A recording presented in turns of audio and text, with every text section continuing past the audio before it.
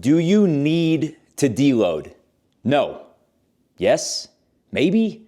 I don't know. All right, let's get into it. So we are back with this little, I don't know, off the cuff trainer series, random chit chat, blah, blah, blah, whatever the hell you want to call it. And today I want to talk about deloads. I don't know why this popped up in my head today. Well, kind of. I was explaining this to one of my clients the other day. So let's just kind of jump into it. So first off, let's explain what is a deload. And it's essentially exactly as it sounds, is you're using less load, okay? Deload, less load, I think, right? For a prolonged period of time. Normally we see this for a week, but I guess it could be a day, it could be a week, it could be a month. I don't really know. So yes, you're essentially using less load, and some people will use even less volume. So let's just say that you've been pushing your bench press 250 for 5.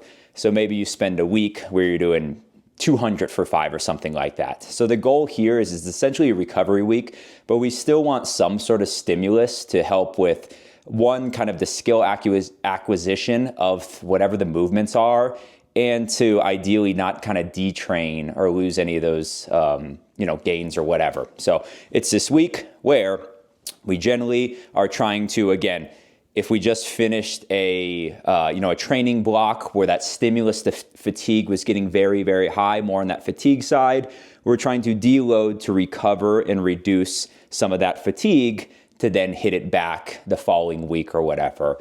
And then, we can also use this to try to have some sort of super compensation as well too. You hear that term thrown around maybe more in the sports world or whatever, but essentially you drive up a lot of stimulus, a lot of fatigue and whatnot.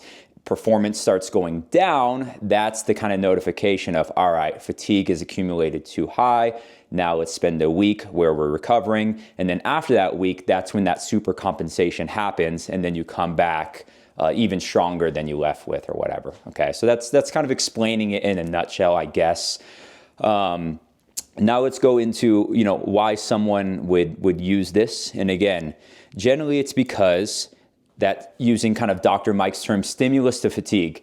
At the beginning of a training block, training cycle, that stimulus to fatigue ratio should be pretty good. And what I mean by good is high stimulus, low fatigue, all right? Because we're fresh to this training block, all right? So it does not take a ton of volume, intensity, whatever, to drive the adaptations that we are seeking.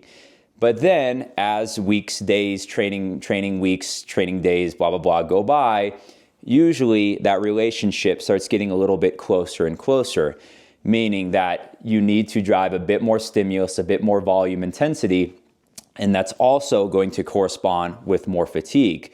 And then if we keep doing this each week, you'll see where at the end of 4 to 6, 4 to 8 weeks, whatever it is, that fatigue is very, very close, or you might even have an inverse relationship of the amount of stimulus you're driving to the amount of fatigue. And then once you're there, we're trying to get it back down to here by training or by taking this deload week, essentially, again, where we're deloading the weight, we're deloading the intensity, percentage of 1 rep max, to try to drive more recovery without losing any of those adaptations and seeing if we can still gain. That's why I talked about the skill acquisition component, because there is a skill to all these different movements as well too. So you'll get better. Even if it's just the bar squatting, you're greasing that groove, you're getting better at that skill itself. So we still want to drive that skill acquisition while lowering fatigue costs as much as we possibly can, okay? So that is the why behind this. Now, do you individually need this? And this is where it's like, it's such a nuanced kind of question that's hard to answer. And that's the whole part of this series that I'm doing. To get into my brain, I am a chronic overthinker, which is a pretty big hindrance in a lot of my life. But I do think that helps me become a good coach, because I see and think about all the different fucking variables and all the different whys behind why you would or wouldn't do something to seek whatever outcome you're getting. And I'm also very big on teaching a man to fish and not giving him a fish. So when I talk to my client about this, and this probably is annoying to certain clients or whatever, because some are like, dude, I didn't need that long explanation. But that's also part of the reason why people seek me out, is because I feel, and this maybe it's an ego thing or whatever, that I have a pretty good, deep understanding of a lot of this stuff. And the reason being is because I want to know why, keep going deeper. Why? You see a lot of trainers and coaches, and this bugs me. And again, this might be an ego thing. I don't fucking know. Maybe I'm just jealous, insecure. It's probably all of the above, where they do a lot of parroting, or they do a lot of, I coined it this, information regurgitation. So they say something a smart coach said, but they don't really have a deep understanding of the why and the why. Let's get deeper. Why are we actually fucking doing this, recommending this, not doing this, et cetera, et cetera. And I think every single fucking thing that you do in a training program, in a workout, you should have a pretty deep why, because there's so many other things that we can do with your time. And time is the most valuable component, the most valuable thing that we have, because most of us are working with 3 hours a week with clients. So it's like, you better make sure each fucking exercise and blah, blah, blah, blah, blah has a reason behind it. Anyway, all right, I digress there. I don't even know where the fuck I was going with that. Sorry, lost my train of thought a little bit. But yes, I explained kind of what a deload is, recovery week, why you would take that. Again, going off of Dr. Mike, that stimulus to fatigue is becoming inverse. You have a lot of fucking fatigue. Another more quantitative thing that can help you determine if you need a deload. If performance starts going down, okay? If you're benching 185 and you're linear progressing and then you stalled for weeks, or maybe the weight even went down, okay? So objectively, performance is not as good, okay? And then more subjective markers, you might just feel run down. So I'm taking this week as a deload week for myself, and I auto-regulate deloads, which we'll get into in just a sec. And I don't have any specific time. Personally, I don't think you necessarily need to do every 5th week. Now, some people like that, and I think that's not wrong or right, and you'll see a lot of this stuff. There's no wrong or rights or whatever. I think some people help with their programming, with their managing and stuff like that. Build, deload. Build, deload. It just makes things a little bit more simple from the outside and when you're programming and whatnot. Now, personally, I auto-regulate this for myself and for my clients. Clients, it could be much, much harder. For in-person, it's easier to auto-regulate than from online clients, but it still is doable. So I listen to my body, again, using those different objective and subjective markers to determine I should probably take a recovery week. And it also depends on how much you're fucking reaching, dude. So if you tend to like to scale up volumes and intensities and almost hit a overreaching phase at the end of a training block, then you probably need some sort of deload, again, every 4 to 8 weeks or whatever. Now, if you don't increase volumes, intensities, and stuff like that, and you're pretty just flat, you probably don't need it. And if you're also honest about leaving reps in reserve and things like that, I also follow other trainers and coaches that think, oh, if your programming's good, you don't need it. Like a Paul Carter and stuff like that. And I'm not here to bad mouth him at all. I think a lot of his information is good. And just side tangent, I do think it's important, at least for me, is I try not to belong to just one single tribe or crowd or whatever. It could just be because I'm a loner. I don't really know. I'm sure that's part of it. I have no friends.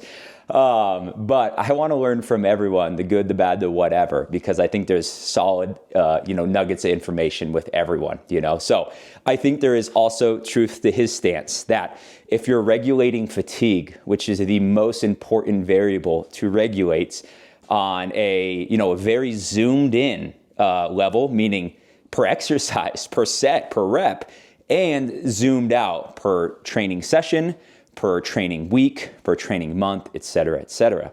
Also, when you work with individuals, people, you'll also realize there's other things outside of the gym that interfere with recovery as well too. And this is why I generally like to kind of auto-regulate, as at least with me in Gen Pop, because one, sometimes deloads just happen on their own. So meaning client goes on vacation, they travel, they get sick, et cetera, et cetera. That happens more times than any of you would think. So personally, I really don't program a lot of deloads because they just fucking happen like that. And why I don't like to program, again, back to auto-regulating life and stuff like that. Sometimes if I have a client that they're going into a stressful period of work, this, that that might be a good time to pull back. And that's from physical, psychological, all these different reasons. I think this is very, very important as well too. Okay, how far are we? We're 10 minutes in here, and I don't even know if any of this made sense at all, but I'm going to keep going with it because we're just going one take.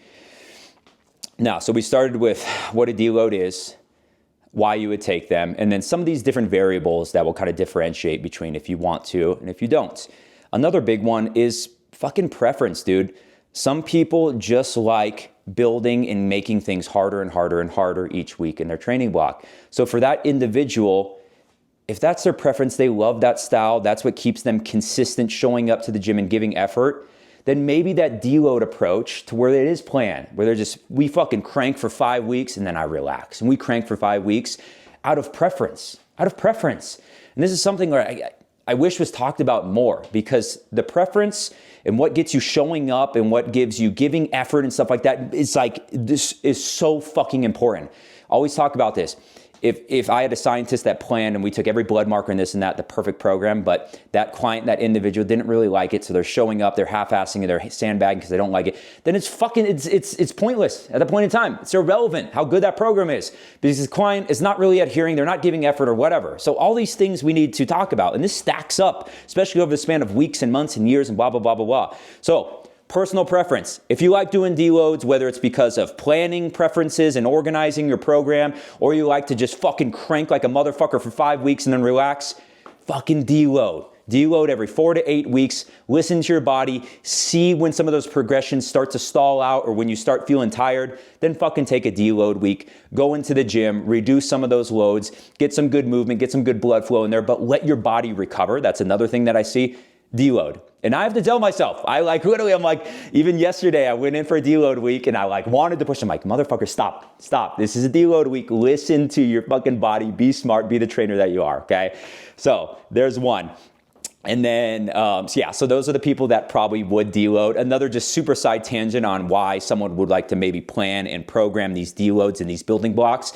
If you are an individual, an athlete or whatever, where you have to peak for something, this might help as well too. Whether again, it's just from a program perspective of knowing how to manipulate volume and load to get the best result for that individual outing day, sporting event, blah, blah, blah, blah, blah, then it probably makes more sense for you to do something like that where it's planned, okay?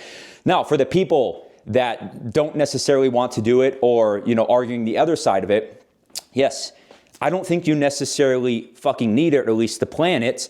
One, if your programming is generally always keeping reps in reserve and you're very good at auditing your recovery from, again, a workout to workout, rep to rep, set to set basis, and a session to session basis, training block, then you probably don't necessarily absolutely need them. Although I still would listen to your body. If you start feeling run down, if you start plateauing for weeks at a time, you're not progressing, or your performance goes down, it might behoove you to take a little bit of a deload, okay?